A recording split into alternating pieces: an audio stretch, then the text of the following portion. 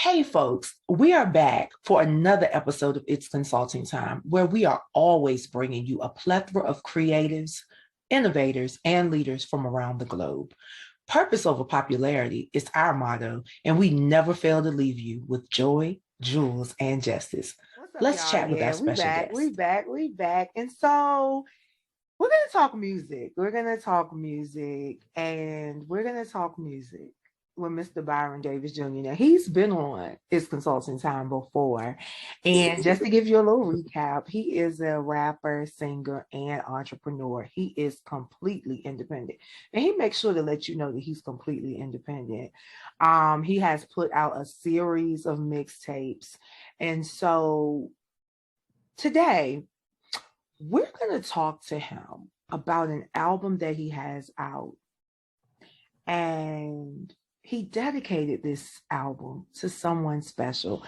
Byron, welcome back. What's going on? What's going on? So just, reintroduce yourself to everybody. Tell us a little bit about you, where you're from, what your hobbies are, and then we're going to jump into talking about this album. Cool. Yeah. Byron Davis Jr. Yeah, like I said last time, I've just recently relocated down south here to Texas. It's probably been about 3 or 4 years now. Yeah, man, I'm just a regular MC, a father, a working guy, trying to get by in this crazy world. But I guess I might be a little different because I cherish my art, and I use that to keep me, I use that to be my faith line. So I stick with it like that. But yeah, I'm happy to be back though. Happy to be back. Yes, well, we're happy to have you. But Byron, what is it about music that makes you feel passionate? Man, I think like I somebody asked me that in another interview, and I think it's mainly the honesty. That's what intrigues me. That's what keeps me interested. None of all of my favorite rappers when I was younger, I was influenced by the stories they were telling. No matter, more so about the tough struggle, and then you getting to a point, and because it's so complex, right? To get to this point, people don't see all this in between, but it's so complex because you're working on your art, you're working on your yourself, you're working on your family. All this is going on at the same time. So when I lock in with an artist, like those are the things that are keeping me going, to keep me interested, make me a fan of an artist, I should say. And that's pretty much what I want the same out of my music. Wow. And so, Byron, it's amazing because so many people, use music as an outlet, and it's a form of creative expression, but it's also therapeutic, Yeah, very much. So, all right, we're going to talk about the album, but I also want you to talk to us a little bit about your creative process. So, what does your creative process look like when you start to write new music? I really it's more about me going with my gut at that moment. I'm not a guy that writes every day or goes to the studio and hangs out and stuff like that. I might have something in my head at work, and I finally get a chance to experiment with what I had going on. Actually, I might have something, and I might record it on a voice recorder, and come back to it. Then when I get time, write a little bit more to it. Then I'll book a studio session. Then I'll go lay what I got down so far, and then I'll have my engineer send it to me, and then I'll listen to it, and I'll give it a couple weeks, and keep going back to it and just keep building. That's really what I tried to do on this last EP. Okay. And I had a lot of fun doing it. But yeah, like I keep it instinctive, like I try to I feel like if you're not doing enough, of course you just feel how you feel. But when you're doing too much, it starts to feel like work. And then that's when, you start losing all the fun stuff. So you got to stay in between that balance. And I just try to stay there. And, I was just recording the other day, and me and my engineer were going back into the house, and I was like kind of like skipping and just giggity, like ready to get back in there and hear the playback. He's like, this motherfucker's still so excited about, you know, and I'm like, yeah, man, it still gets me, man. I love hearing my voice playback still. I love layering my voice, like all that shit is still so fresh. And that's why I still feel like I still have a purpose, and, you know, I'm on the right path. That's how I know, because, you know, my heart is still in it. Absolutely. And you spoke to balance, but you also spoke to really understanding that when it's your passion, it shouldn't feel like work. And when it starts feeling like work, you got to revamp and revitalize and figure out what's going on. So I agree with you 100%. Mm-hmm. Now, let's go on and talk about the mission at hand. This new album, I Miss You.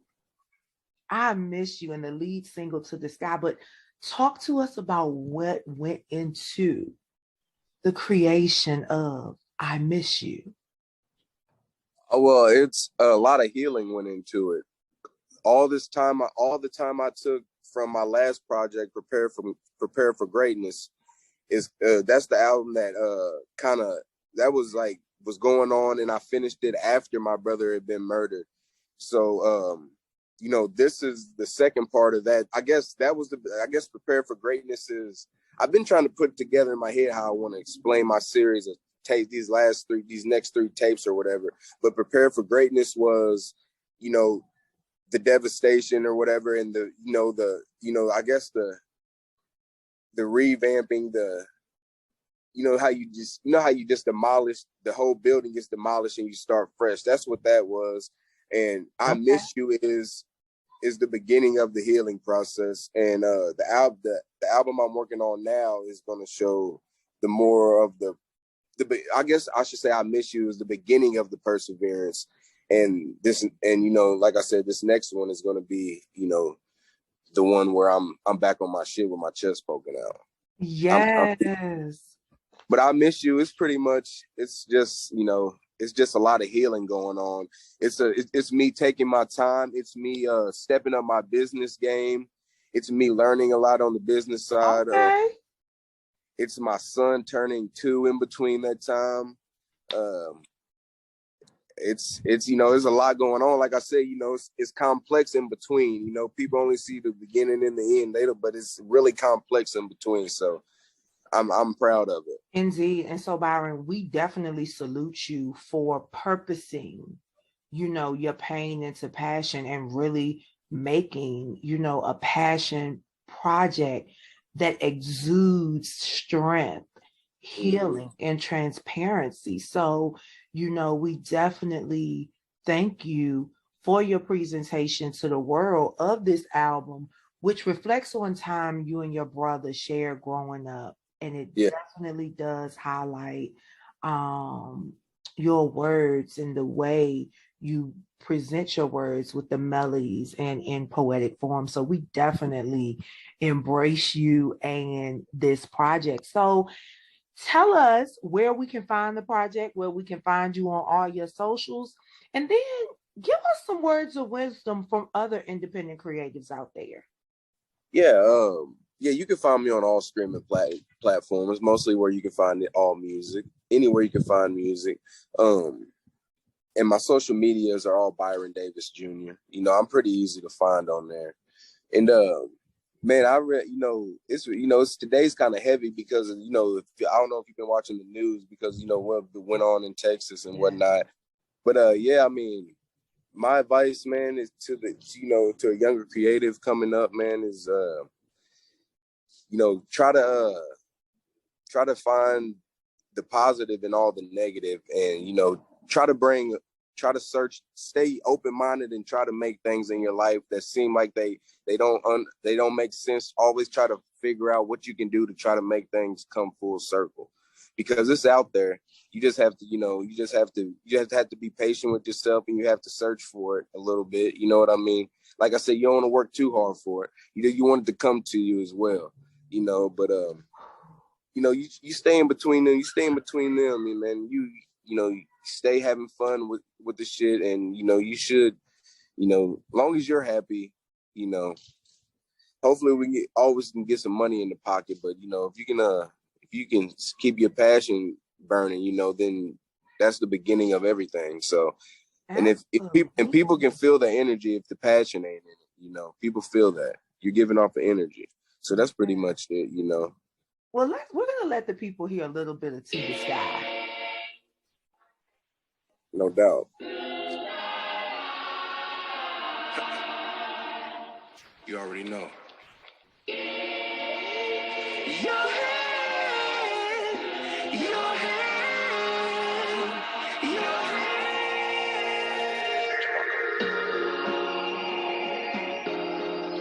Oh man.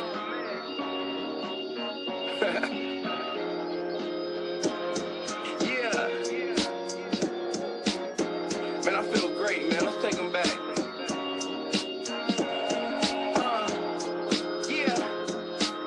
My mama raised me as a baby around a bunch of crazy. It had to work in 9 to 5 because she was grinding daily. Thinking back, I wanted to lack when I was 17. You sat me down and told me that ain't really what I need. Now let me keep it real, because I ain't gotta lie. My early 20s, we was beefing like the east side with the west side. Back in 95, before Pac died, you still ain't told a lie. Yes, guys. And that was just a snippet of To the Sky. Now, what we want you to do, we want you to run it up. So we want you to go and stream the album I Miss You. Definitely that single To the Sky, which is a definite tribute. And so, Byron, we thank you so much for being here with us. And you know that you have a special place here and you are always welcome. So we invite you to come back at any time. Yeah, of course. Yeah, I'll definitely be seeing you again. The work ain't gonna stop anytime soon. So that's what it's about. Yeah, for sure. Thanks for having me. Absolutely, guys. You remember, I know you're busy. Oh, no. Not too busy. Not too busy. Yeah. Definitely exactly. Host my creatives, my innovators, and my leaders. And so thank you so much for bringing us joy, jewels, and justice.